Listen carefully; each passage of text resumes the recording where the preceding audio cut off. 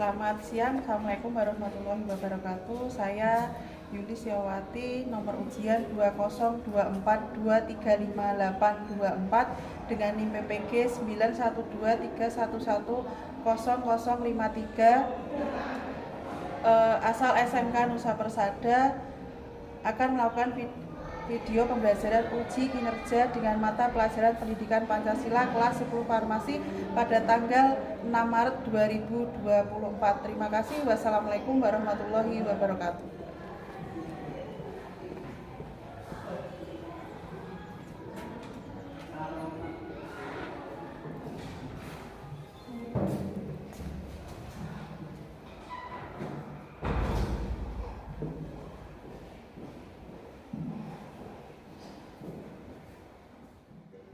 Selamat siang, Assalamualaikum warahmatullahi wabarakatuh. Waalaikumsalam warahmatullahi wabarakatuh. Selamat siang. Bagaimana hari ini kabarnya, sehat? Sehat. Tetap semangat ya? Ya. Oke, alhamdulillah hari ini Bu Yuli masuk kelas 10 farmasi, kelasnya bersih, jadi kita semangat belajarnya. Tidak ada sampah-sampah, dilatih tidak ada sampah ya? Alhamdulillah. Oke, pada pagi menjelang siang hari ini Bu Yuli akan mengajar atau akan memberikan materi kepada kalian, yaitu tentang perilaku taat hukum. Jadi pada mata pelajaran kita pagi hari ini adalah membahas tentang bagaimana kita berperilaku hukum di mana kita tinggal. Bisa kalian di masyarakat, sekolah ataupun lingkungan keluarga. Jadi semua ada tata aturannya. Tetapi sebelum kita masuk ke materi yang akan diajarkan, ini terlebih dahulu akan mengabsen. Ya, saya lihat ini ada yang tidak berangkat atau berangkat semua ini? Berangkat semua? Oke. Jadi saya absen dulu Anandita. Hadir. Andita. Aninda. Anissa, Arifana, Atahira, Azah, Rotusita, Diva, Firly, Dalam, Ivana, Masna, Theodora Erik, Verlita, Wahyu Nutno, Zeta. Alhamdulillah pada siang hari ini kelas 10 farmasi masuk semua dalam keadaan sehat atau berlari. Setelah ini sebelum kita memulai pembelajaran pada siang hari ini, marilah kita berdoa, bisa dipimpin oleh ketua kelas. Silakan. Kita baca dulu, siap gerak. Doa mulai.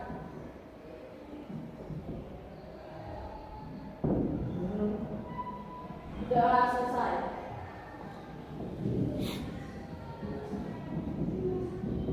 Ya, terima kasih. Nah, kita sudah berdoa untuk mulai pelajaran pada siang hari ini.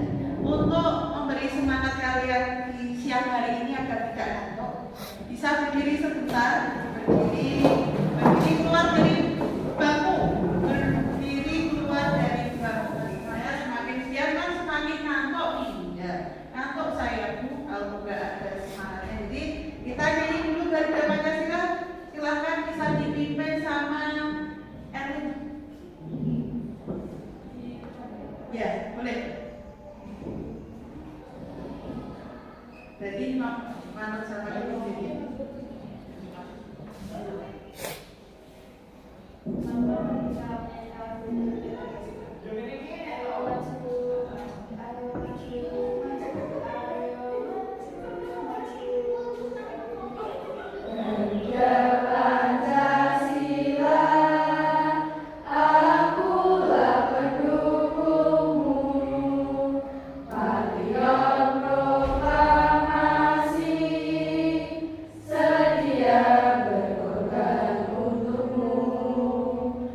Pancasila.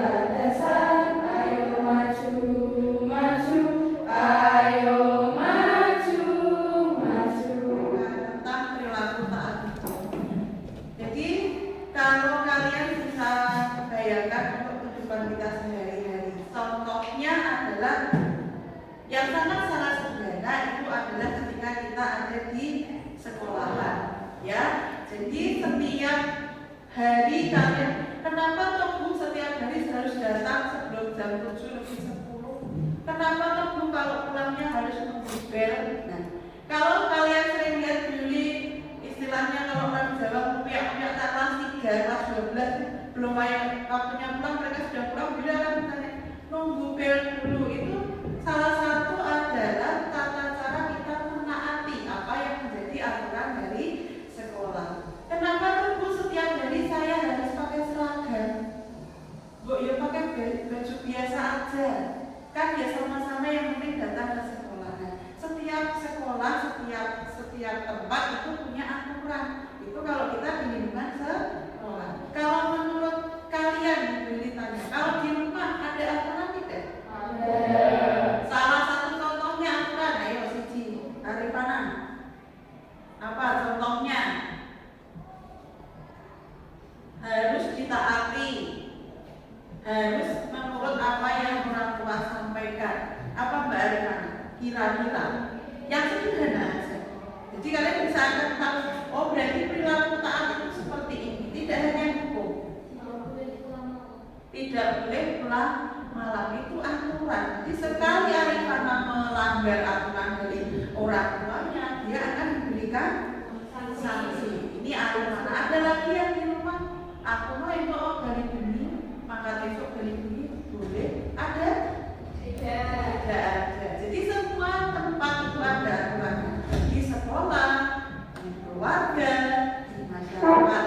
Di masyarakat pun juga ada yang namanya perilaku taat hukum. Kalau di masyarakat mungkin tidak hukum yang kalau kita ketemu Pak Polisi berarti hubungannya dengan aturan atau hukum, tidak. Mungkin di masyarakat ada aturannya apa?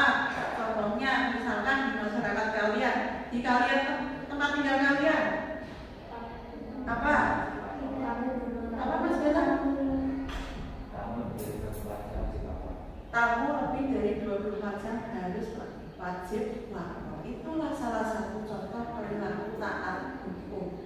Setiap tempat ada aturan, tidak sampai diri. Kalau di sekolah ini aturan bisa tidak boleh pakai sandal.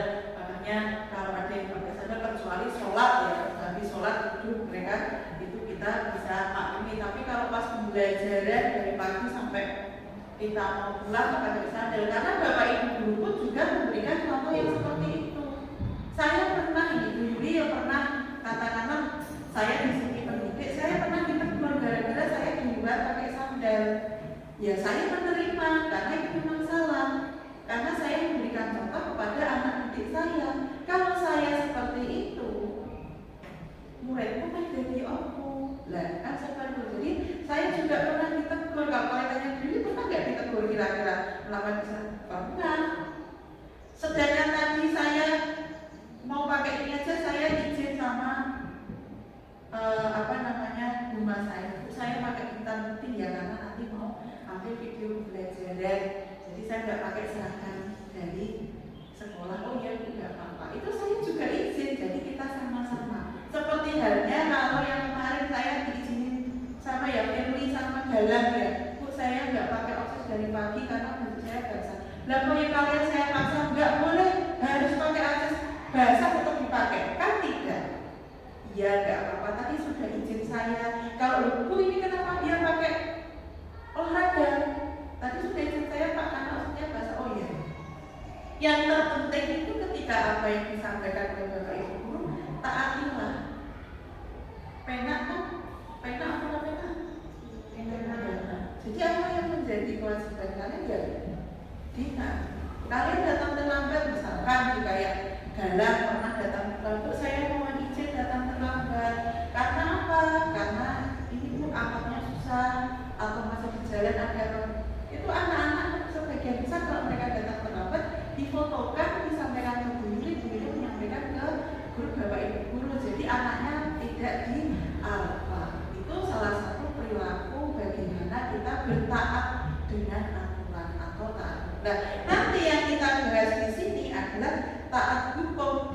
kita tinggal, bisa di dalam masyarakat, lingkungan sekolah dan keluarga. Di keluarga aja yang istilahnya apa ya, komponen terkecil aja itu ada aturannya, apalagi ya di komponen yang besar. Kalau nanti satu dan satunya, itu loh kelas 10 kok boleh pakai sandal, saya pasti akan diprotes sama kakak kelas, karena dulu pernah kejadian di tahun yang kemarin itu Bu ini diprotes oleh kakak kelas. Itu loh enggak, kalau kamu sih Bu sandal, saya dibutuhkan, saya tegur anaknya, karena akan menjadi contoh adik kelasnya, bahkan akan ditegur kakak kelas saya tak seneni kok tidak seneni. Karena itu salah satu contohnya seperti itu.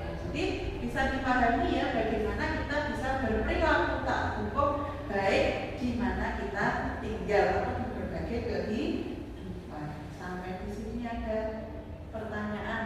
Saya belum tahu tak hukum itu ya. Yang penting pokoknya saya berangkat sekolah sampai sini telat-telat. Yang penting saya berangkat, kan nggak bisa. Semua ada aturan. Tentang tak hukum itu tadi penjelasan dari Bunda untuk membuka kalian iya toh tak hukum apa yang akan kita hadapi nantinya seperti apa. Kalau di jalan lain sudah beda lagi. Saya menegur kalian bukan bapak ibu guru, tapi ada aparat tersendiri. Nah, kalau saya tanya lampu merah berhenti, lampu kuning pelan-pelan, lampu hijau. Nah, jadi orang lampu merah berhenti, lampu hijau jalan, lampu kuning siap gas berburu. Nah, itu akan ada resiko. Resikonya bukan kita sendiri, tapi ada orang lain. Jadi segala sesuatu itu ada aturannya. Sampai di sini ada yang bisa ada yang mau ditanyakan atau yang masih ada yang belum paham bagaimana nanti saya yang penting yang penting numpak motor belok kanan kiri terus kontrol gas merasa belok sembarangan, itu tidak bisa.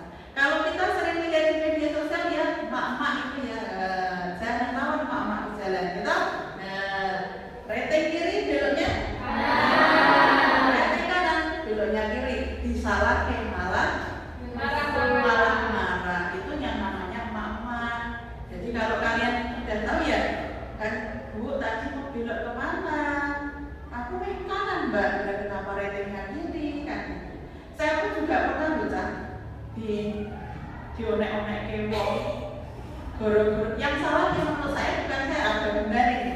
Jadi ada mbak-mbak dosennya ya kalau dilihat itu kayaknya sudah kuliah lah, ketika dia mau belok kanan itu dia nggak belok kanan, saya kan tetap aja lurus di jalan saya ya, saya nggak mau kemana-mana, saya mau lurus sendiri memang lurus, tapi orang ini tiba-tiba belok kanan ini, astagfirullah, menos uangnya mas hilang, orang masuk kok saya gede kan gitu, itu mbak-mbak masih kuliah, harusnya kan lebih paham kalau dibandingkan dengan yang tadi itu ya.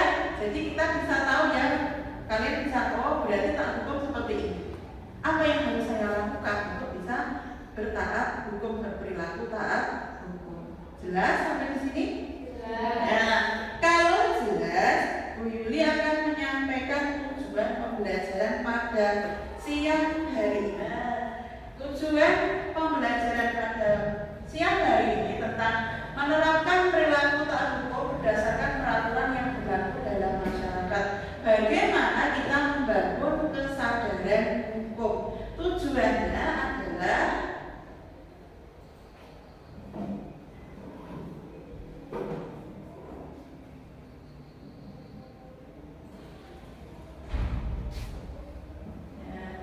tujuan pembelajaran kita pada siang hari yaitu 1. Melalui diskusi kelompok, peserta didik mampu memahami norma yang berlaku di masyarakat. Yang kedua, melalui diskusi kelompok, peserta didik mampu mengidentifikasikan perilaku taat hukum di dalam masyarakat dengan tepat. Yang ketiga, nanti menyajikan hasil diskusi kelompok tentang perilaku taat hukum di dalam masyarakat dengan benar. Yang keempat,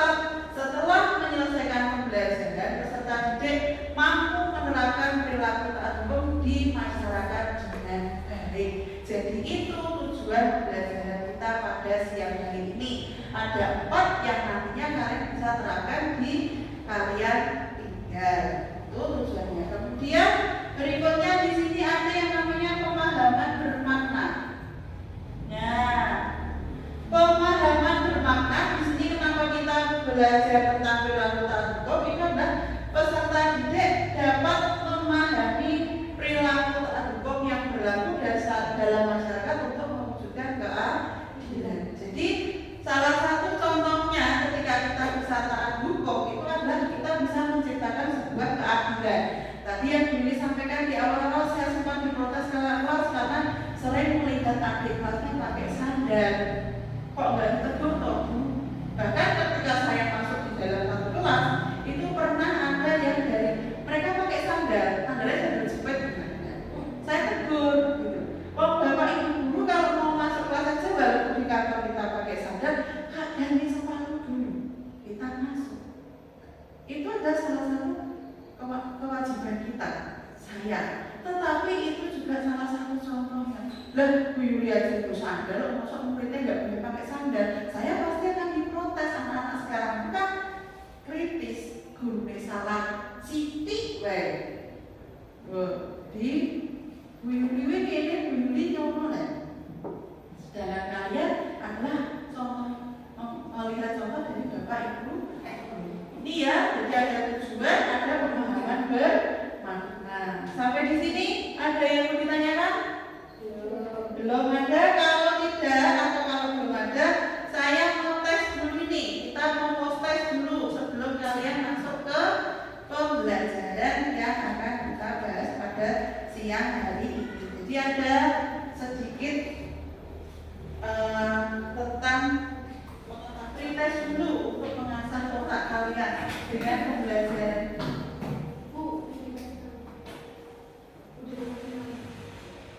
Ya apa-apa.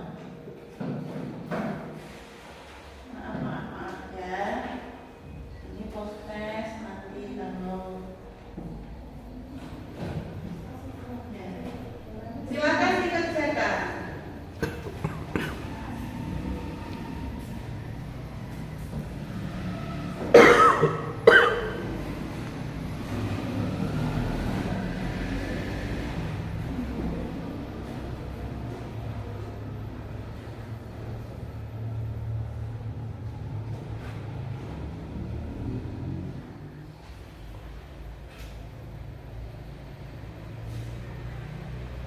Sudah?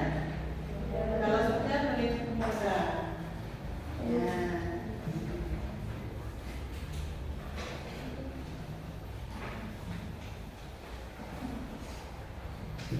Kemudian tadi dengan materi yang disampaikan di awal tentang perilaku taat. Nah, kemudian di sini tadi kita sudah tahu ya perilaku taat itu seperti apa, apa yang harus kita lakukan agar bisa terjadi sebuah kedisiplinan. Karena disiplin itu dimulai dari siapa? Dari diri kita sendiri. Nah, sekarang ini ada pertanyaan kita.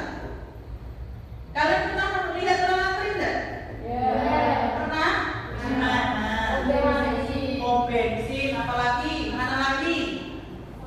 Di Maret. Mana? Swalayan. Di mana Mbak? Luas. Ya, yang baru bisa tiga luas gitu ya. Antri pembayaran. Kenapa Toca? Kira-kira ada apa? Mengapa kok budaya antri itu perlu diterapkan? Ya, 3 siswa kasih menjawab. Ayo. Oke, Mbak Arin, kenapa? Supaya tertib. Apa lagi? Terjadinya keadilan. Apalagi 3 yang terakhir. Apa ya? Anin kan? Malah baca apa? Supaya tertib, menimbulkan keadilan. Apa lagi? Biar tidak rusuh bisa. Jadi kalau kita melihat kenapa budaya antri itu masih diterapkan, kenapa perlu diterapkan? Karena biar belajar bagaimana kita bisa menata kita dulu, disiplin, harus punya disiplin, rasa tanggung jawab. Kalau kira-kira kita pas semua banget pasti marah. Ini sudah seperti itu.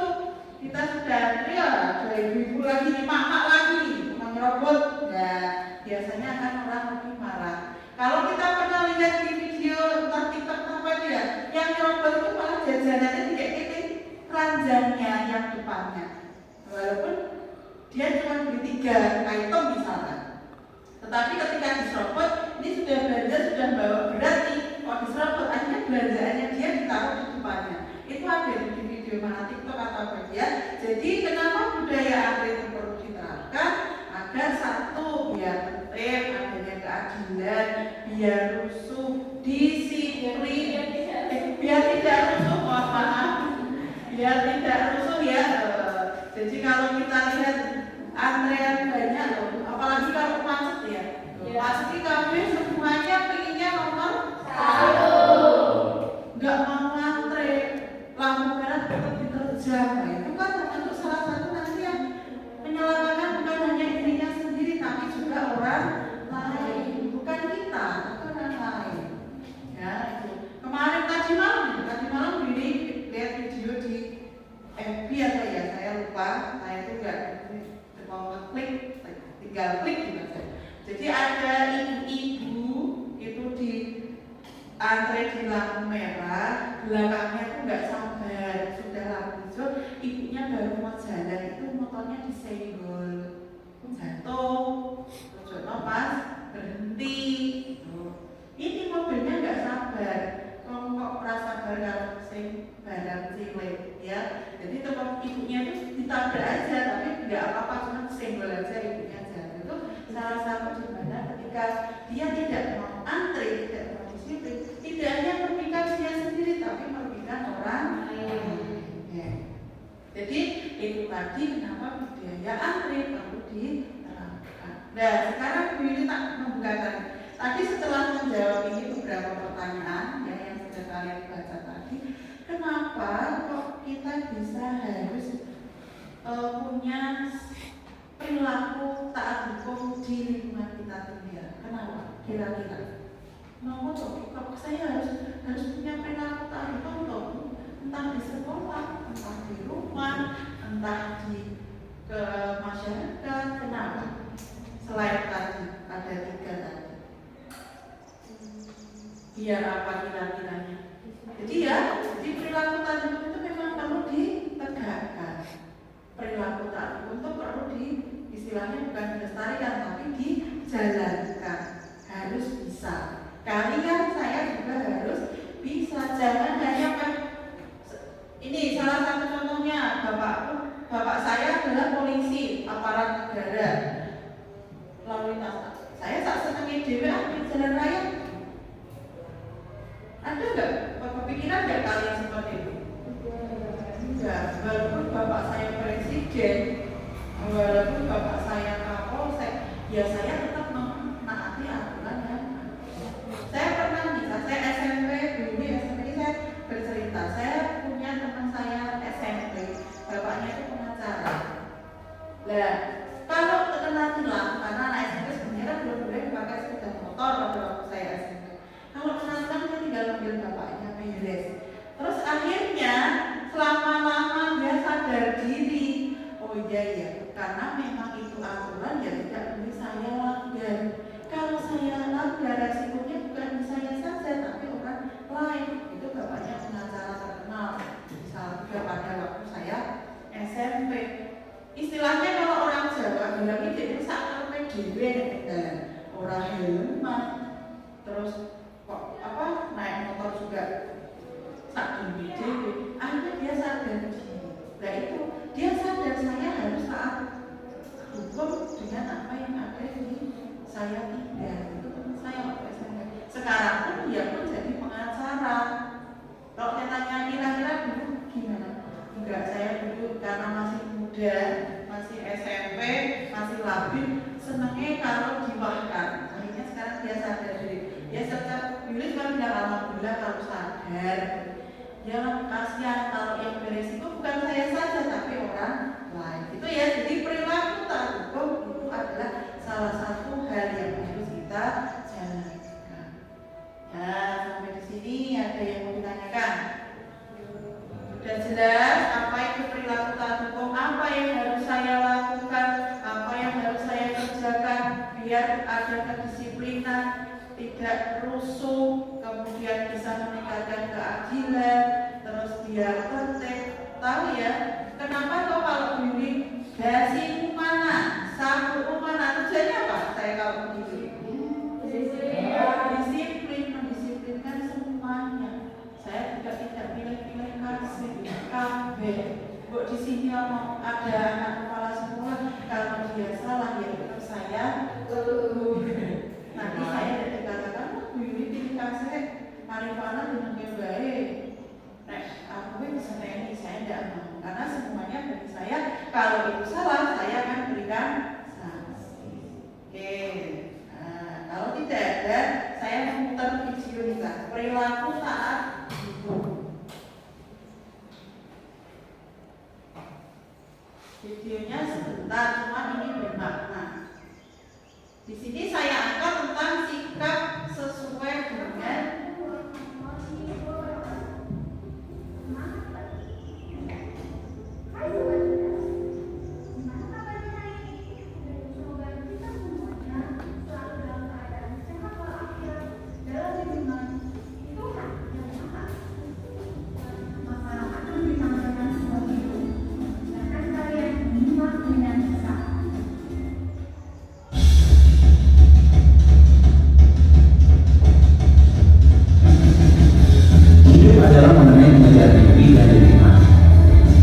seringkali yang menjadi kenangan adalah peraturan. Seperti kata orang tua, peraturan dibuat supaya manusia tidak saling merugikan. Jadi aku mengambil kesimpulan, selama nggak merugikan orang lain, nggak masalah untuk sedikit melanggar peraturan. Setidaknya prinsip ini yang gue pegang.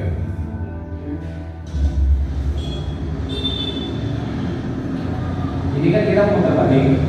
Kalau belok kanan dulu baru putar balik di sana itu terlalu jauh. Saya hilang 5 menit. Jadi yang harus kita lakukan adalah perhatikan sekitar. mana? Oke, ancang.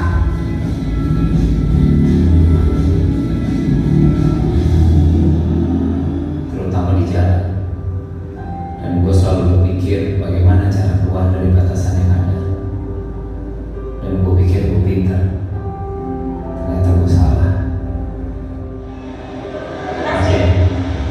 Tumben, biasa berdua. Setelah kita melihat tayangan video tadi, maka perlu kita mempelajari tentang perilaku yang sesuai dengan hukum. Adapun tujuan kita mempelajari hal yang pertama, setiap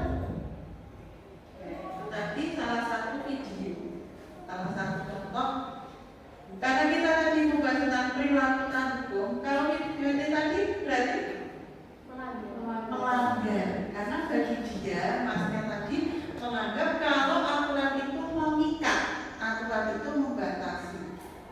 Kalau kita bahas lagi, kan aturan itu memang sifatnya mengikat. Kita tidak bisa lepas dari aturan. Berarti kan saya ingin keluar dari yang namanya aturan. Karena bagi saya aturan mengikat. Dan ada kata-kata seperti itu ya.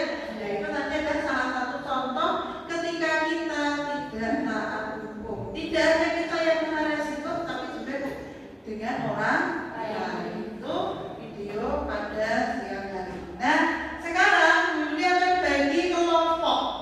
Nanti setiap kelompok akan berikan materi tentang perilaku taat hukum. Bagaimana kita bersikap taat terhadap hukum yang berlaku. Nah, sebelumnya Yuli akan bagi kelompok, kemudian nanti Yuli bagikan LKPD.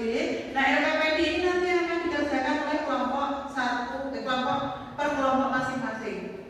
Jadi nanti dikerjakan. Aturannya nanti akan Yuli sampaikan. Tapi sebelumnya akan saya bagi dulu. Kelompok 1, Galang, Ivana, Zeta, sama Firly. Ya, nanti membentuk kelompok, kemudian kursinya bisa dijadikan satu. Ya, kelompok 2, Anandita, Masna, Azhar Romusita, Ferlita. Nah,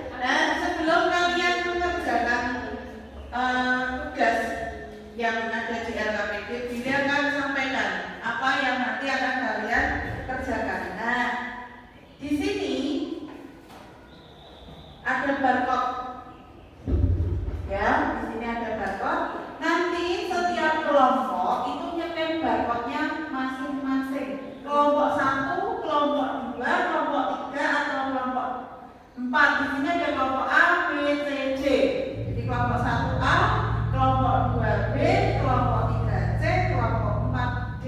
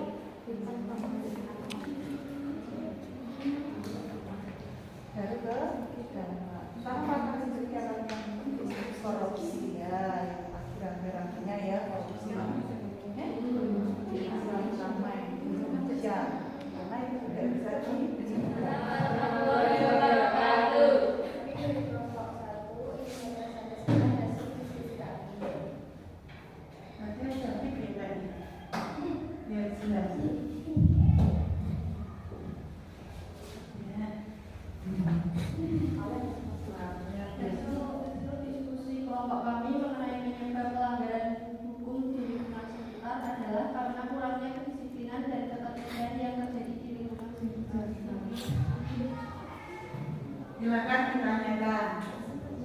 Saya kasih waktu untuk satu kelompok satu penanya. Silakan.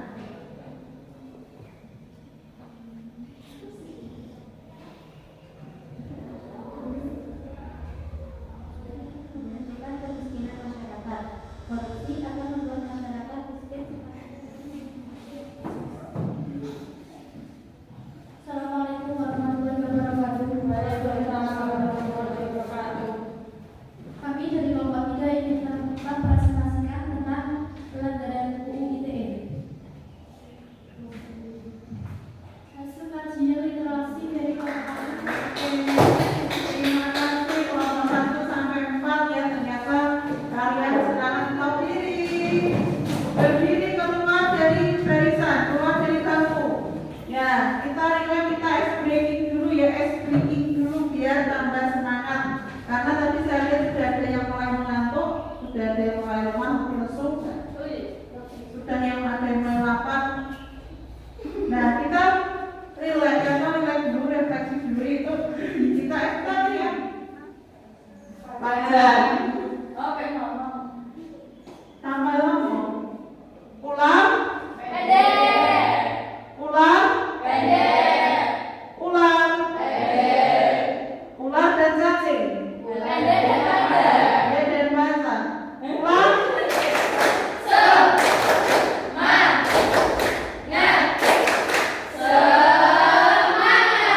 Kurang semangat. Tambah semangat.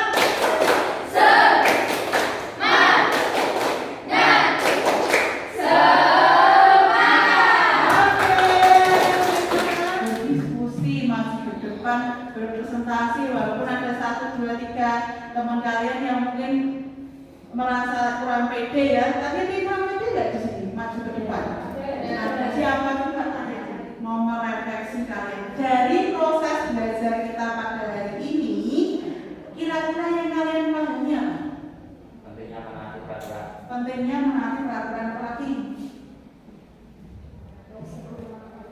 Resiko melanggar peraturan apalagi? Apa yang kalian dapatkan tadi dari melihat video tadi ya?